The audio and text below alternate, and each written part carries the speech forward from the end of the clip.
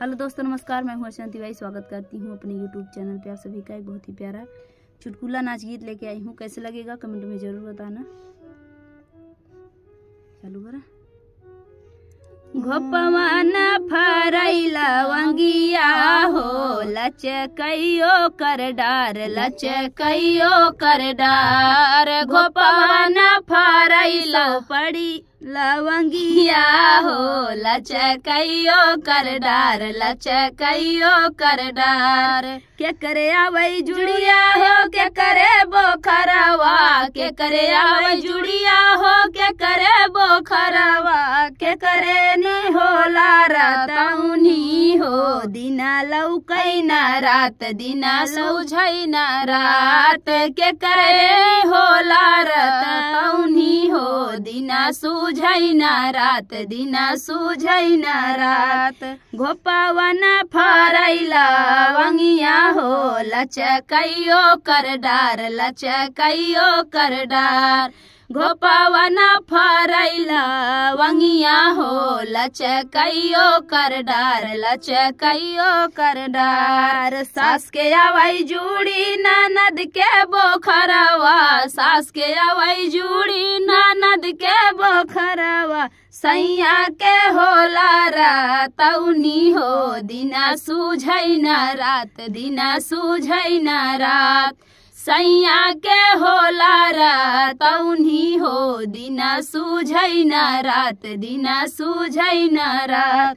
घोपवन फरैला वंगिया हो, लचकैयो कर डार, लचकैयो कर डार। घोपवन फरैला वंगिया हो, लचकैयो कर डार, लचकैयो कर डार। कैसे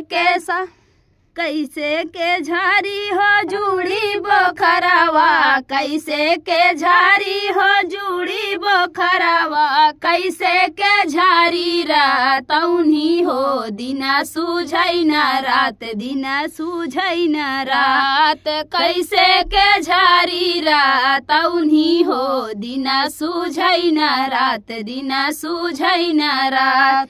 घोपवन फरैला वंगिया हो, लचकैयो कर डार, लचकैयो कर डार। घोपवन फरैला वंगिया हो, लचकैयो कर डार, लचकैयो कर डार। झाड़ू से जुड़ी औ बढ़नी से बोखरवा, झाड़ू से जुड़ी औ बढ़नी से बोखरवा, अचरे से झारी रातौनी हो, सूझै दिन रात, सूझै दिन रात। अचरे से झारी रातौनी हो, सूझै दिन रात, सूझै दिन रात।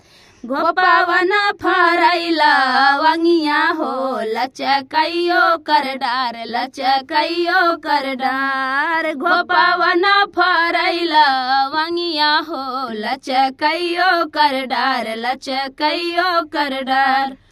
तो फ्रेंड, गीत कैसा लगा कमेंट बॉक्स बताना। चुटकुला नाच गीत, हाँ रहुआ नाच गीत आप लोग को कैसे लगा कमेंट बॉक्स बताना। फिर मिलते किसी नए गाने से, तब तक के लिए बाय बाय दोस्तों।